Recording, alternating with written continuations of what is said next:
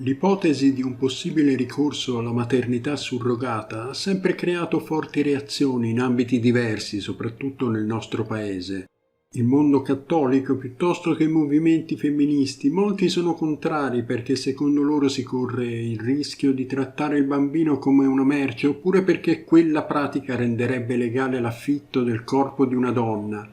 Altri ancora sostengono che così si possa annullare il rapporto unico tra madre e figlio o figlia, con evidenti ripercussioni sulla vita del neonato. Al di là delle questioni etiche nostrane, negli Stati Uniti invece la maternità surrogata è molto diffusa e accettata, viene eseguita da molto più tempo rispetto ad altri paesi. Le prime procedure note risalgono addirittura agli anni '80, quindi più di 40 anni fa. Come nella maggior parte dei paesi, la maternità surrogata negli Stati Uniti può essere di tipo totale, ovvero quella in cui la donna gestante non contribuisce con il materiale genetico, proibito nella maggior parte dei paesi, ma sia gli ovuli che lo sperma sono forniti dai genitori o donatori, anonimi e non. Col caso di oggi, amici, vi racconto la storia di una donna che per molti anni ha lavorato in quel settore come infermiera specializzata. Anzi, Melanie Maguire era molto di più. Lei era in grado di dare il supporto morale e psicologico a tutte le persone coinvolte ed era diventata di fatto l'anello di congiunzione tra genitori, donatori e madre surrogata.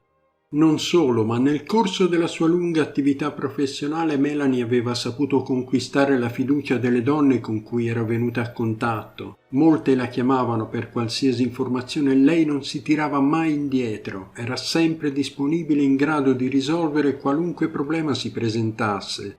Insomma, tutti si fidavano ciecamente di lei e seguivano i suoi consigli. Jennifer Calise era una di queste. Aspettava 2 gemelli da un'altra donna che aveva accettato di portare a termine la gravidanza per conto suo e si considerava fortunata ad aver incontrato Melanie Maguire. Come ho detto, la donna lavorava in una clinica per la fertilità nel New Jersey e la signora Calise si rivolse a lei quando sentì di non poter più rinunciare a diventare mamma. Trovò in lei un'alleata di cui poteva fidarsi, una confidente comprensiva e una spalla su cui piangere nei momenti di difficoltà. Melanie seguì la signora Calise quasi ogni giorno per molti mesi e fece in modo che superasse i momenti emotivamente difficili che sono inevitabili quando una donna si affida a un'altra per portare a termine una gravidanza. Insomma, quell'infermiera era diventata un punto di riferimento, una sorta di levatrice emotiva, se possiamo dire così. L'intero processo è un atto di fede, confessò la signora Calise. Affidare a estranei il tuo DNA, i tuoi ovuli, il tuo sperma, i tuoi futuri figli può essere fonte di preoccupazioni e stress. Ma quando lei aveva una domanda, un dubbio, oppure voleva semplicemente parlare, sapeva che avrebbe potuto alzare il telefono e chiamare Melanie.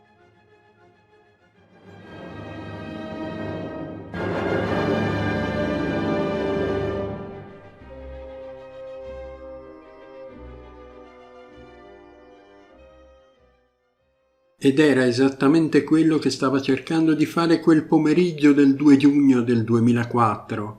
La signora Calise, 26 anni, era nella sua casa in stile coloniale con 4 camere da letto che condivideva con suo marito, un ingegnere, a Mount Olive nel New Jersey. Non fu possibile raggiungere Melanie, quindi Jennifer le lasciò un messaggio chiedendo di essere ricontattata, ma lei non lo fece mai. Quella sera, mentre le immagini della televisione scorrevano in sottofondo, la signora Calise contattò la donna che avrebbe partorito i 2 gemelli per conto suo e le lasciò un messaggio istantaneo online per chiederle se avesse sentito Melanie. Era tutto molto strano, non era mai successo prima. Di solito le rispondeva entro massimo 10 minuti, perché non l'aveva ancora fatto? La risposta che la donna cercava arrivò dalla televisione, quando alzò lo sguardo verso lo schermo e la vide. Era proprio lei. Si affrettò ad alzare il volume per ascoltare le news. Melanie Maguire era tra due poliziotti, in manette. Quello che sentì dal notiziario la fece sobbalzare. Sì, perché gli investigatori della Polizia di Stato del New Jersey avevano arrestato l'infermiera 32enne di Brick Township con l'accusa di aver ucciso suo marito.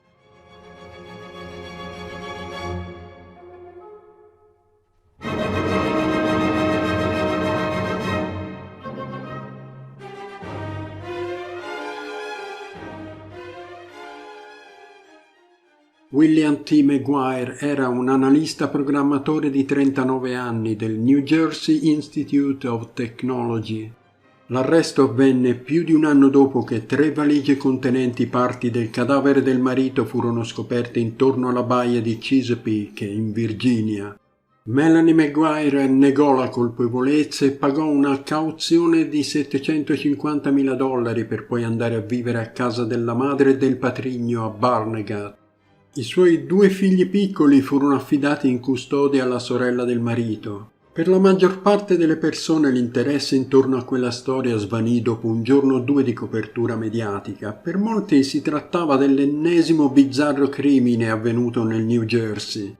Ma la notizia di quell'arresto suscitò moltissimo interesse nella fitta, seppur discreta rete di donne a Manhattan e nei suoi ricchi sobborghi che erano entrate in contatto con Melanie Maguire presso la clinica per la fertilità di Morristown. Improvvisamente donne che in circostanze normali avrebbero avuto poche ragioni per seguire i sordidi dettagli dell'omicidio di un oscuro programmatore di computer nel centro del New Jersey stavano dando la caccia agli aggiornamenti su Google e inondando le bacheche online con le loro reazioni.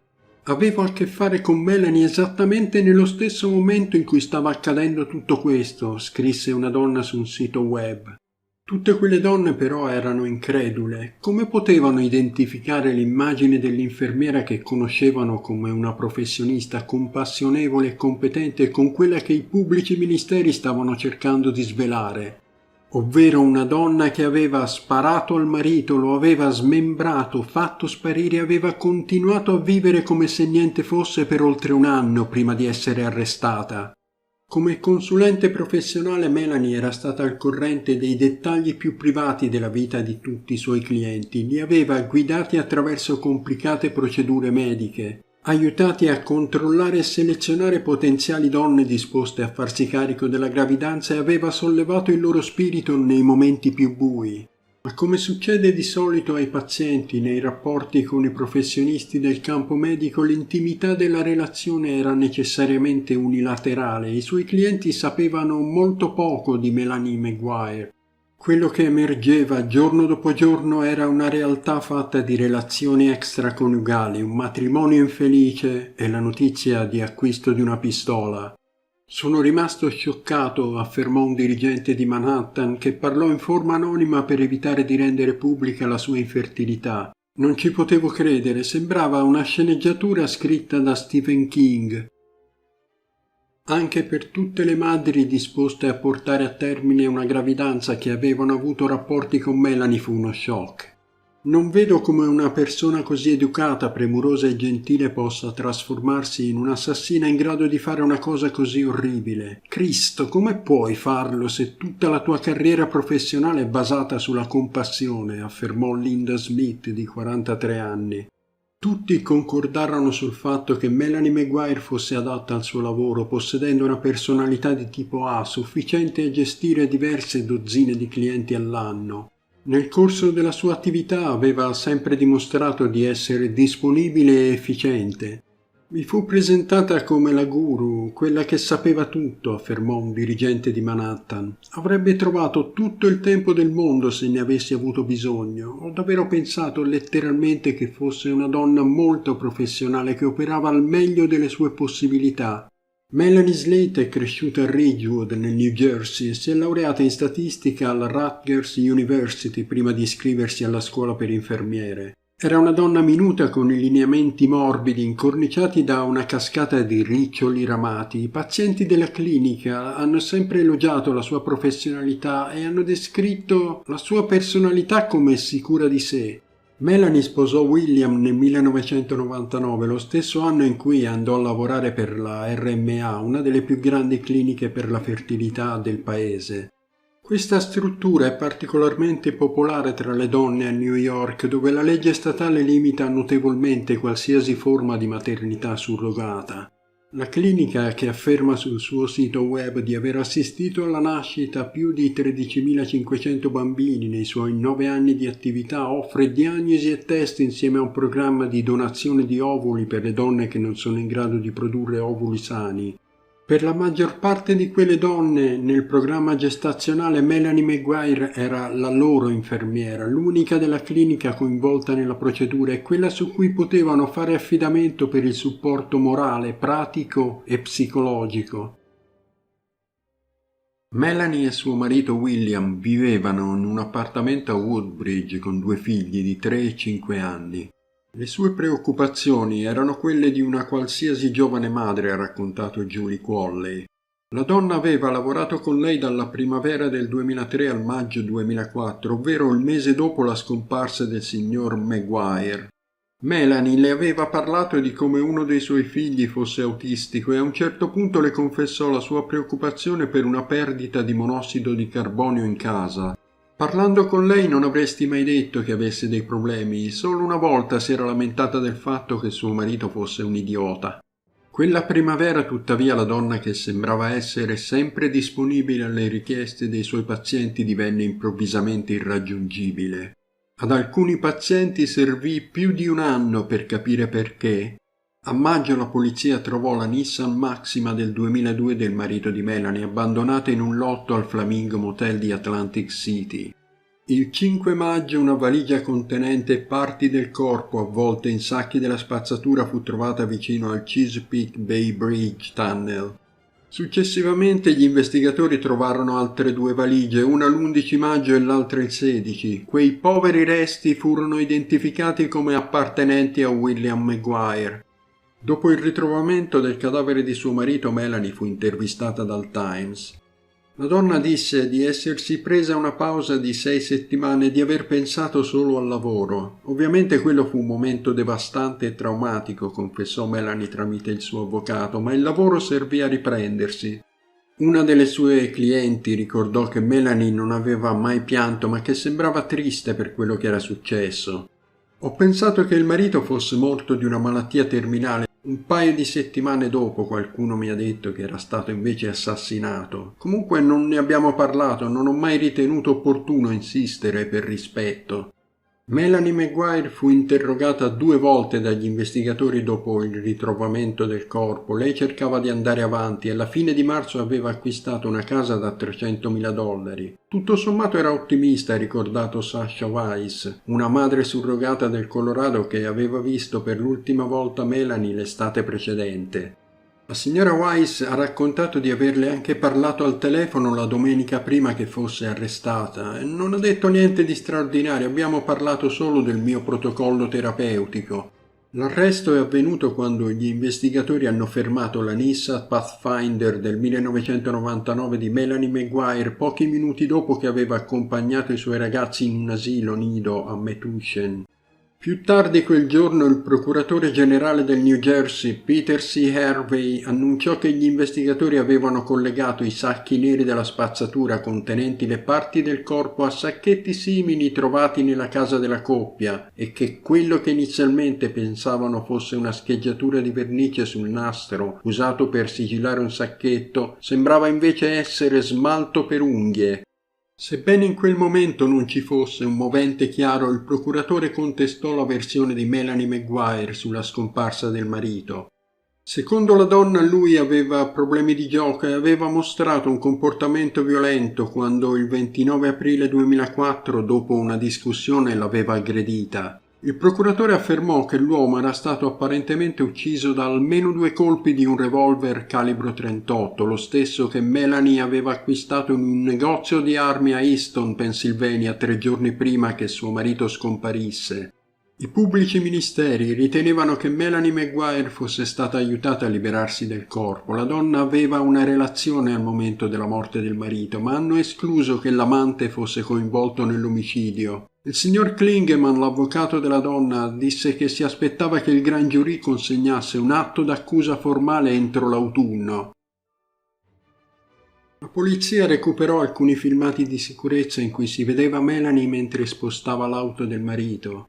Sembra che con lei ci fosse qualcuno che però non fu ripreso dalla telecamera. Si pensa che fosse il patrigno, ma non c'erano prove sufficienti a incriminarlo. Le valigie in cui fu trovato il corpo di William appartenevano sicuramente ai Maguire ed erano un set composto da 3 parti. Furono trovate fibre anche sul corpo della vittima che corrispondevano a quelle del divano che la coppia aveva in casa e che era scomparso. Accanto al corpo dell'uomo fu trovato anche un asciugamano medico come quelli usati dalla donna nella clinica in cui lavorava. C'era un ultimo indizio contro la donna. Melanie aveva anche una relazione con un dottore della clinica, si chiamava Bradley Miller e la loro relazione iniziò quando lei era già incinta del suo secondo figlio. Miller testimoniò al processo dove venne fuori che l'uomo stava collaborando con la polizia per convincere Melanie a confessare. I due si sentivano spesso e le loro telefonate furono registrate dalla polizia, oltre 500 chiamate risultavano agli atti. Insomma, c'erano molte prove contro di lei, circostanziali o meno.